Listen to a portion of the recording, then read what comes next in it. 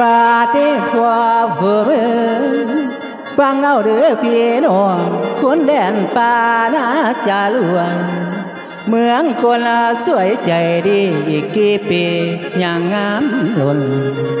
ถึงยามฝนบ่เคยแลงฝนตกแห้งน้ำท่วมเตือน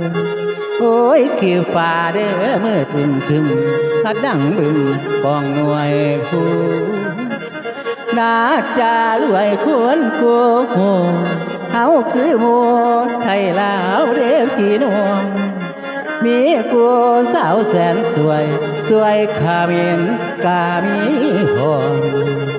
มีลำธารไหลออกพอแนมเห็นเป็นห้วยหอมโอ้ยไหลจากหลังผู้จองไหลทั่วถึงเต็มสู่บ้านทางการกันดอกเขื่อนฟ้าผู้ดวมดีทางป่าไม่ได้เป็นเนื้อบ่เป็นสองพุทธญาณผู้จองทำผู้เตวมีหิวน้ำไหวหลวงเดือไหลใสต้นตางามหินผาคนมาเที่ยวโอ้ยผู้จองเขียวแม่ไม่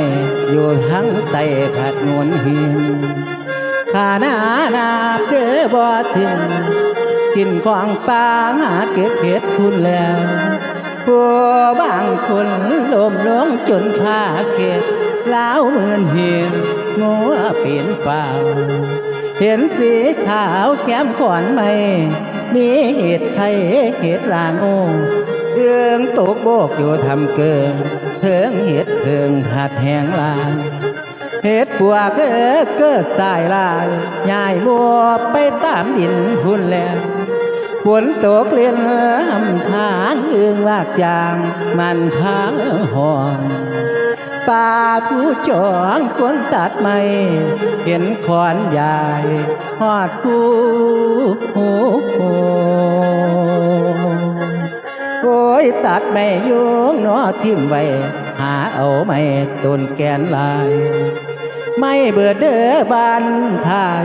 มาขุดก้นเอาถึงต่อหากงอแงแงอีแม่เอ่ยเพิ่นเล่มเกี่ยงแล้วความจนหาเพียงโดนจับมาพัดพาอวยหามไม่ยุงความห่วยคนไว้สืบหัดหุ่มเอาพอสามีลาเจ้าคนสิภาวนาจะรวยแต่เป็นคนรวยน้ำใจได้กล่าวมาแต่นั้นแล้วก่อนลำยาวจูบลงแล้วเอาชื่อแนวไทยลาวเก่าน่าจะรวยคนสีเผารวยน้ำใจไทยรักแท้มาลองแม่บ่เสื้อผมเด้อละแฟนโอ้ยเว้ยนาเว้ยนอโอ้ย